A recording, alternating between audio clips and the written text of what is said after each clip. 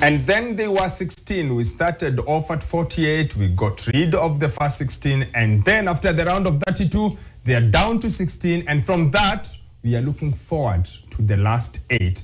Guys, I'm sure you got very little sleep in the early hours of today. And the main reason is the Lions were out at the Azteca. They were out at this stadium where Mexico never lose. This stadium where Mexico last lost, what, 13 years ago or something like that? Yes. They hardly ever concede. And in the end was a, quite frankly, chaotic game. Yeah. But the 3 Lions won. In such games, if the 3 Lions get to win the World Cup, they will remember that game. That game, I think, was pivotal for them, to show themselves, to instill belief that they can go all the way. The altitude was against them. The fans were against them. In fact, when they arrived at the hotel 2 days before, they were booed by Mexican fans. And then just the atmosphere in the stadium. Dan Ban was interviewed after the game and he said he has never played in a stadium with such an atmosphere. This is Dan Ban, who has played against... To be fair to him, he's only been a top level footballer for slightly over 5 minutes. Okay. But he's played in the Liverpool versus Newcastle games, several of them, and you know how Liverpool and Newcastle fans are. So for him to say such a thing, I think it was raucous, and for them to deliver, it has instilled belief in them. They're coming up against a Norway side that is a bit different from what they face against Mexico. This one is more tactical, so they just have to keep their heads down and just focus. The one thing I've learned about England in this tournament is that they have really worked hard to work on their mental strength.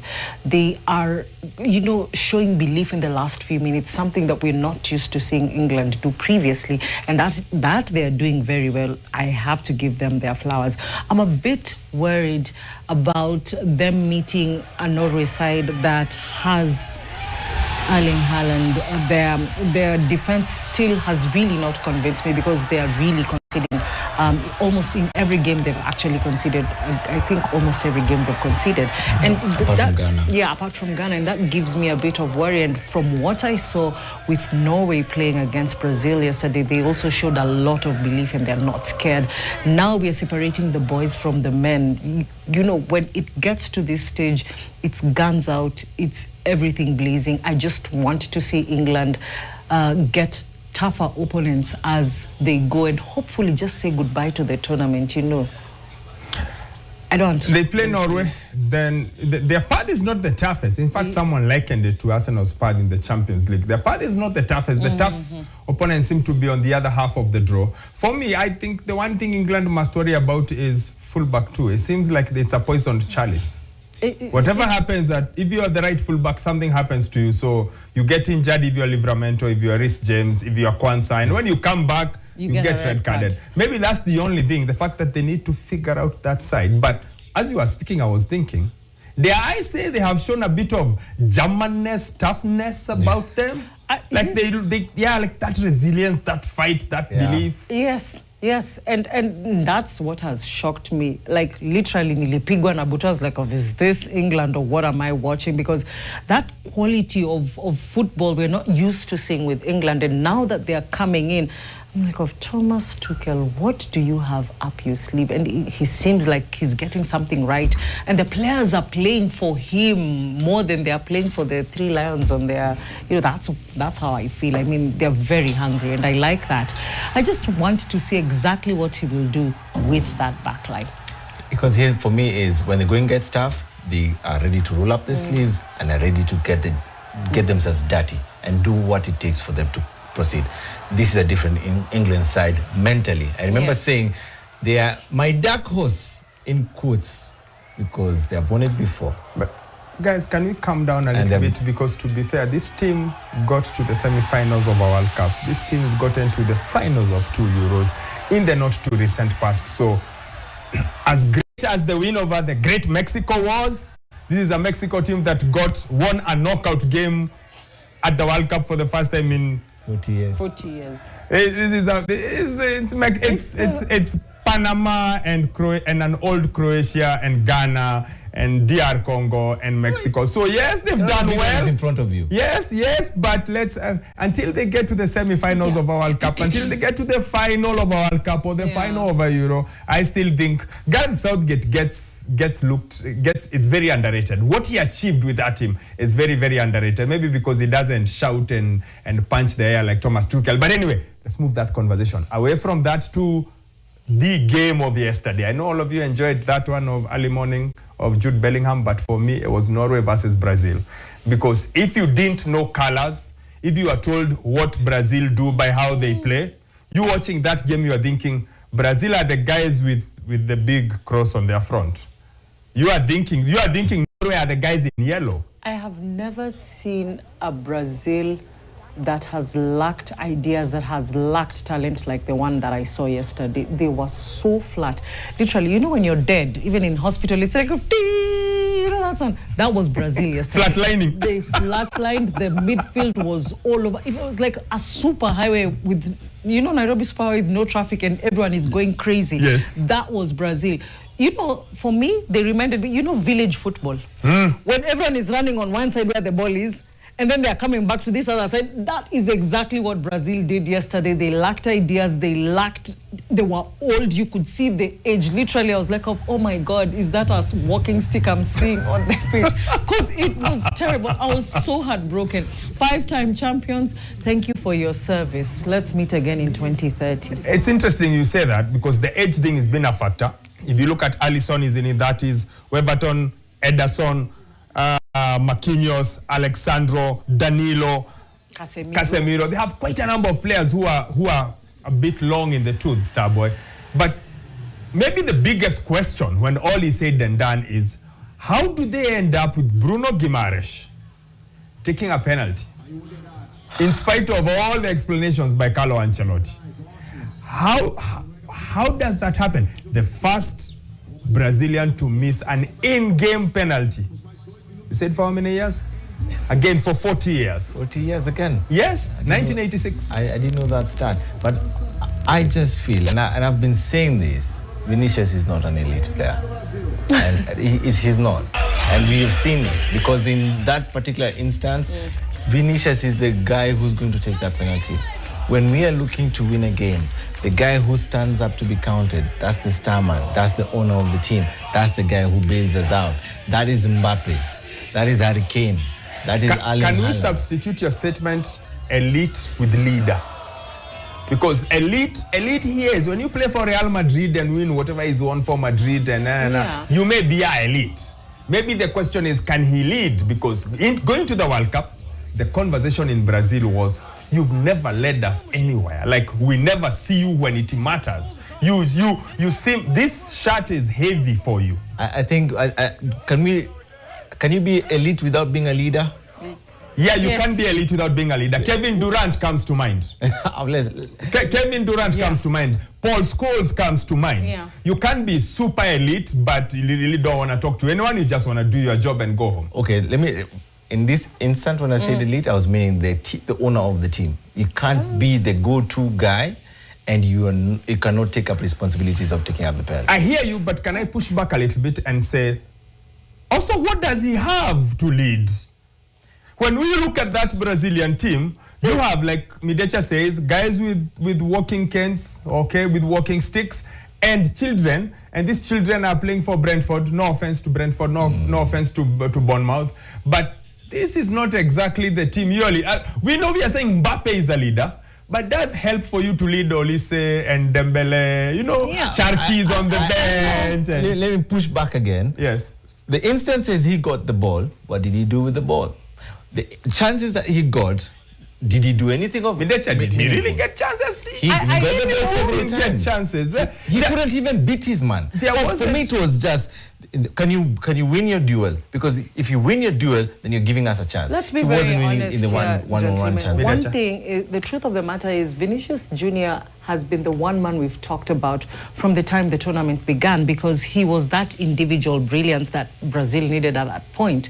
But yesterday, I don't think it would have mattered when they failed to play as a team. There's nothing much he would have done, because already he's been boxed out completely. The defense did their job. Fantastic work. But then now the question is, as James, you keep saying, can he lead? He can't. He's just can't. not in him to lead. So he's not. Get the other team. That's what I'm saying. I agree he can't lead. Yeah. But also the rest of the team is full of has-beens and young children who are not ready. Endrick is not ready. Ryan is not ready. Gimaresh, why he takes a penalty, is anyone who cannot really quite understand. But I feel like we've made a mistake. We've done a disservice a bit. Yeah. You've got to give credit to Norway. Yeah. They came out with a game plan. They came out with a structure. They had maybe the whole team. I don't think anyone deserved anything less than 7 out of 10. And of course, they've got the Viking. They've got the second best striker in the world. They were so complete, Norway. This was vis-a-vis what we saw in their last match. When you look at how they played against Brazil, they showed intention. They knew this is where we want to go. This is what we want to do. Their clearances were good. Their midfield was absolutely strong. I was looking at them, I'm like, oh. In fact, yesterday is when I realized Marquinhos is actually the captain of Brazil, and I was like, oh, it looks wrong. You know, it just looks absolutely wrong. He's led PSG to 2 US champions. Again, what do you have to lead, Elijah? Vitinha and Neves is not Casemiro and Guimaraes. It's just not it. And Vini is not Dembele. Let me take you back. Ryan is really not Kvaratskhelia. Let me take you back. But let me take you back to what you said. Pedigree. This is Brazil. No, they do, but that's why, and that's why we are talking about it. But again, you can have pedigree, but then you've got to deliver it. The pedigree is in the country. The name. No, there's pedigree in their history, but of late, recently, of late they have not been. They just can't. In fact, at the end of this conversation, I'll ask you a question that involves these countries with pedigree, because they have something in common. A word on the guys you said, they have a leader. They are brimming with talent. They come out of a fight versus Paraguay. France are scary. They can do the job whichever way.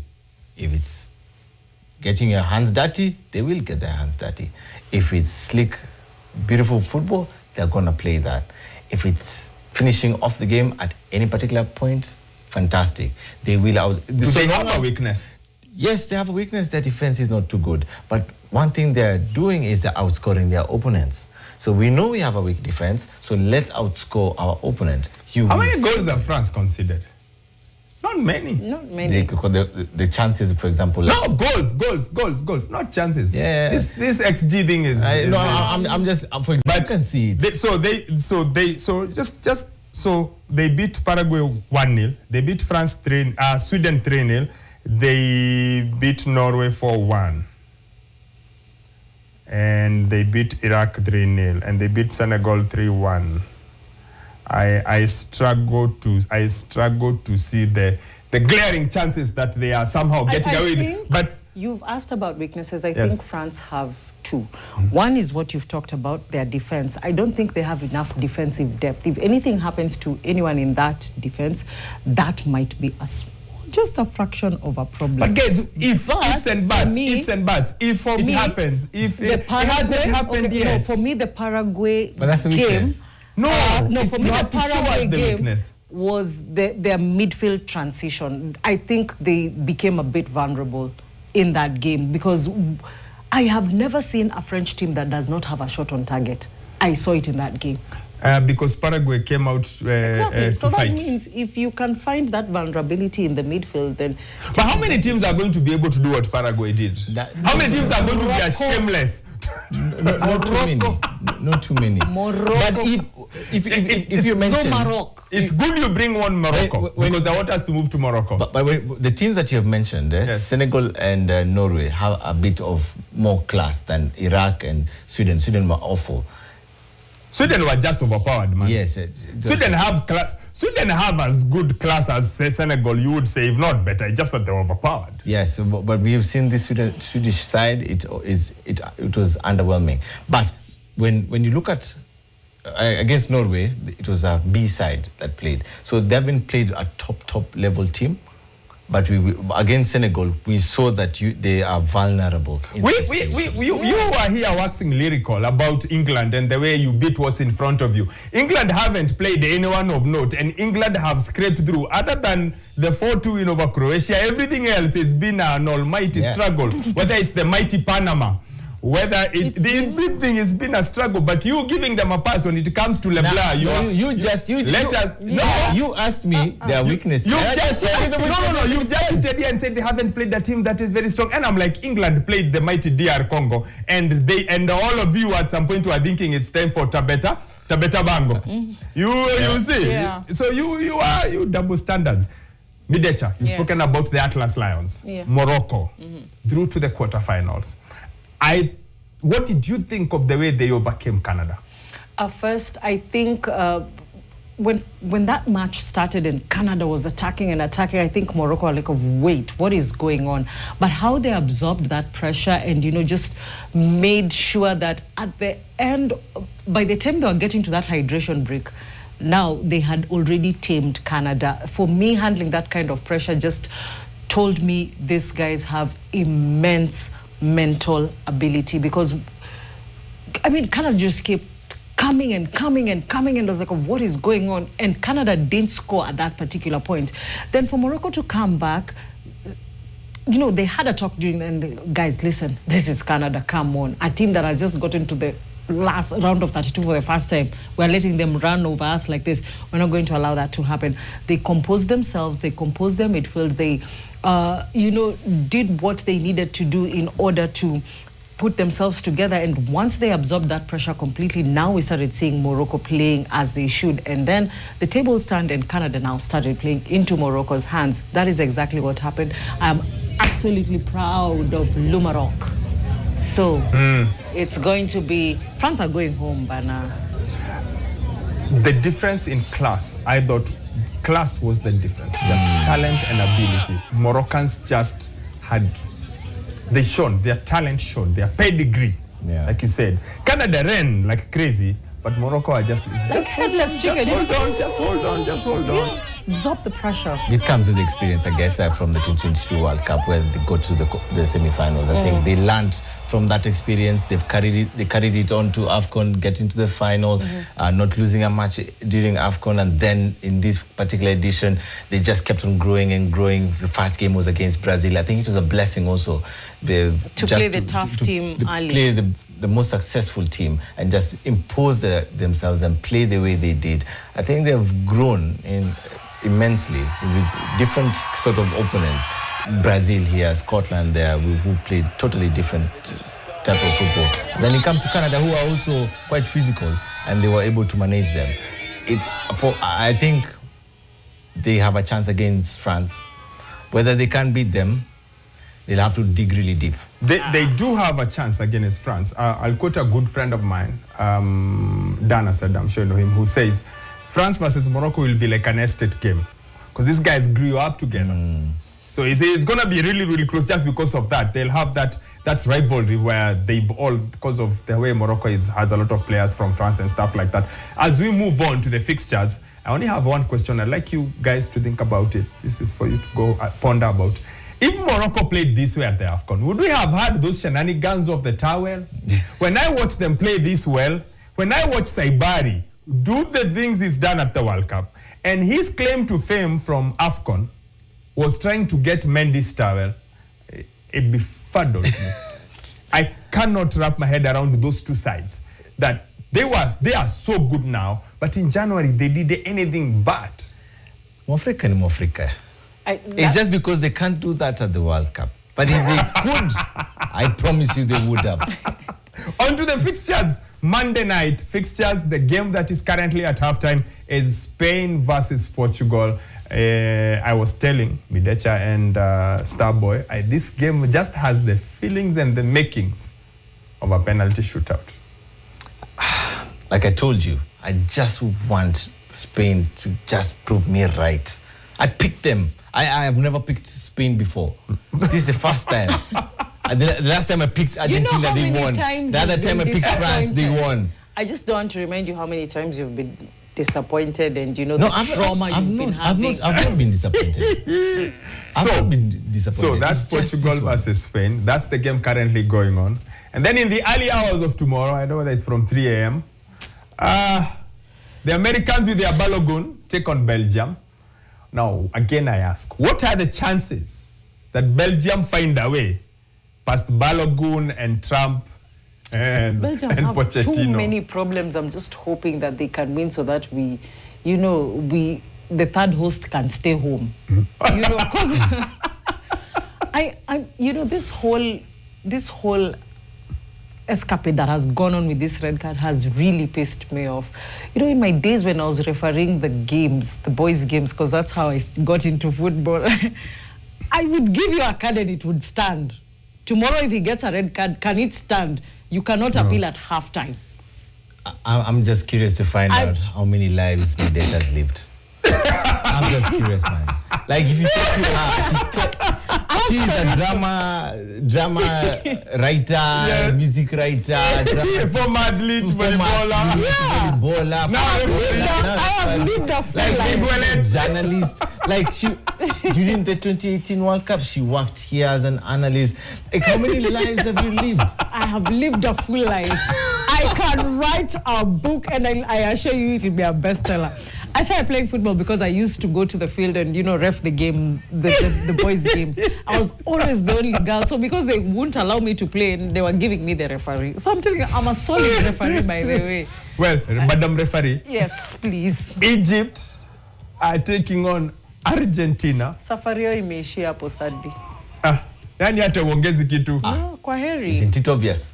Isn't it obvious? Mo Salah can retire with happiness. As you know, next he should score and then go and get carried again on the streets. I want to be optimistic. He's overachieved. And we should be proud of Mo Salah. Yeah. Finally, he gets his fairy tale ending, because we are always crying for what exactly have you done for Egypt? Yes. He hasn't won an AFCON. But for him to get Egypt past the group stages, getting their first win at the World Cup, he's definitely now an Egypt. If he wasn't, now he definitely is an Egyptian great. Yeah, and I think probably, let's give them the benefit of doubt. That faith of a mustard seed. You guys should be saying amen. That faith of a mustard seed there. So she was also a pastor. Wait, let me tell you guys, Mama Assembly, when you go to that. But I think probably they just might get some motivation from how Cape Verde played. If they went back and watched that game, probably they can get about 2 or 3 things they can get from that game. Because the one thing they have that Cape Verde don't have is the experience of at least playing in these bigger competitions. Maybe, just maybe, that might work for them. But these African teams they can kill you. No need. Just watch for entertainment and say, hey, let's look at Messi. Feelings, please breathe them out. Let it go. The last game of the round of 16 is a game between your thugs and maybe the most polished neutral team, like Switzerland. It's just nice, good people, nice country, never in wars, is never attacking anyone, never being attacked. We don't want nice. There's something about thug love that gets it right. I want Colombia to win so that we can meet Argentina. I have so many questions about that statement. Elijah, let us stick to football. I was about to comment, but let me let this one pass. Colombia, Switzerland. Yeah. I think the key is if Colombia can convert their chances. They tend to need 10 to score 1. Yeah, that's the biggest problem they've had. And Luis Diaz needs to score a legit goal. We don't want to see these goals getting cancelled. Can he just avoid being offside? Can he just watch the flag, watch the line? Like, come on, man. He's had maybe 2 or 3 celebrations. It's just too many. Maybe this and at that time, he's been planting. He's been doing farming on the offside, like 3 hours. Bro, you are alone in no man's land. What is the problem? Every single game, we are disappointment after disappointment. But the one thing I kept on saying, you cannot be nice when it comes to the World Cup. You cannot be nice. We saw it with Japan. They were nice, they were timid, they had quality, but they were knocked out. You have to be a little bit more brave. Now, I hope in this game, they have a young man by the name Manzambi. He does not care. He has no fear in him. If they are to win this game, Manzambi has to show up and show that he's ready for the big stage. He's being linked with moves from to Newcastle, from Freiburg. So hopefully he can be the one who just announces himself to the world stage. You see, Wakabi, the problem with these two teams is that both of them, their striking is so underwhelming. Manzambi. You know, I mean, Funga Ngapi. He's assisting. You know, assisting. Our statsman. Our statsman. You're assisting and you're not scoring the goals. Okabi nowadays has been quite prolific when it comes to stats. I've been converted into looking at those bad things called stats. On Saturday, he read for us stats. Why Elliot Anderson is worth 116 million He's never pounds. done that before. But so let's see. So Lack of Switzerland sleep beat is bad. Algeria 2-0. They beat Canada 2-1. And then they beat Bosnia 4-1. So they're scoring. So they're Jesus. finding goals, but they drew with Qatar. Sure. Now, on the was other a hand, game. Colombia actually are the ones who have a bit of a problem with goals. 1-0, 0-0, 1-0, 3-1, 2-0. So the 2-0 was over Jordan, the 3-1 over Uzbekistan. So defensively, they're sound. Solid. Yeah. Only conceded one goal. Second half for Switzerland, that's when they get things going. That's when they score the goals. And that's when Manzambi, if there was a game he came on and he had 2 goals that he created, that's what we want to see. Youngsters being given the opportunity. And I think he's going to take his opportunity in this game. The creations without goals will not matter. This is the knockout phase. Score. If you don't score, stop wasting our time. Stop wasting your time. Listen, we need goals. This is the one thing that Switzerland and Colombia need to give us. So, if you're watching Portugal versus Spain, according to Midecha, so far, they are all but wasting your time. Yeah. Absolutely wasting your correct. time. Because it's 0-0. Second half has just started. So we'll find out what happens in the Iberian War. When I was watching that game, I thought it's an Iberian War because it's an Iberian clash. We'll see what happens and whether they will waste Midecha's time or they I'm won't. so sad. Again, to remind you, tomorrow morning from 3 a.m., Belgium versus Balogun and the United States. And then, of course, after that, you are just going to go on and see. And if you can see that, just beautiful of what's happening. You see? Like, just nice. Like, the guys who are illuminated are the guys who are still there. The guys who are in the dark, those are the guys who've taken one. Washafika home. Kama Cabo Verde, you know, Bosnia, South Africa. You should have started with Tunisia. Sorry? You Oh should yeah, have started Tunisia with maybe were the Tunisia. first ones to go First home. ones. Yeah, so far it's there we go. We have France and Norway. They're through. Sorry, France versus Morocco. Yes. Then Norway versus England. No, yes. Yeah, so we are waiting for Argentina versus Colombia. Egypt. Yes. Then Colombia versus Switzerland. Belgium versus USA. And Spain versus Portugal, that is currently ongoing. If I'm to pick, I'm picking Spain to proceed, and then I'll pick USA to proceed. I'll pick Switzerland to Hey, proceed, Bana. and then I'll pick Argentina to proceed. I can't go against my niece, so I'm going with Colombia. The Colombia. Thugs of Colombia. Yes. Maybe I've been convinced why the Thugs are good, but yes, bottom line is the games have become a lot tougher, a lot better quality, and with a lot more at stake. Can we finish off Sure. with going to on the timeline? Yes. Because I think you guys need to finish on a lighter note. Maybe we look at the shot of the weekend. Oh, you have a shot of the weekend Yes, this we have time a shot of round. the weekend. So shot of the weekend. I'm not sure what Elijah picked. Okay. Elijah, I think- this is Midecha. You need to explain to us what's going Why on. me? Thugs fighting. This is the tag that Midecha was talking Oh, about. this is not the kind of thug you are talking about. Now this one's low level, low budget thugs. I like my thugs high budget. But what is going on here? I'm even trying to understand what This game. is handball. This is KDF Yes. versus Equity. I KDF thought in so. green, Equity in black. I never So understand. that guy how. is. I know handball allows for holding and pulling, But don't think the guy in black is being kind of sort of No, assaulted. the guy in green is actually looking. Amepigwa nyongolo. Nyongolo, you know, the only thing that he's missing is that, you know, they put some bow there. Yeah, when they nyonga you, bro, you talk up with a soprano one. Ile ya juu kabisa. I'm curious. Look, when you see that picture, I'm curious, guys. No one's eyes are open. Okay, I see weird things, but no one's eyes are open. Look, the guy being nyongoloed, the guy doing the nyongolo, everyone's eyes are closed. And why is this normal in handball? This is very normal. In fact, we see very bad tackles in handball. Did you play handball? No. It's the one sport I didn't play because we didn't even have proper grounds for handball. I didn't play handball. I didn't play hockey. I played badminton, volleyball, basketball, football, and for some reason, something lied to me that I can go for cross-country only for me to finish last of last in the scorching sun of Kakamega. It was terrible. But I used to run 800 and 400. I'll bring my certificates next week as evidence. Because you guys... The only thing you didn't do is go for a math contest. Oh, I went for CRE.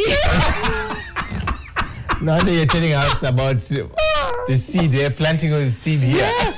Look, this is threatening to go completely south. So before it does, let us go on the timeline and find out some of those interesting things. Now, we've had quite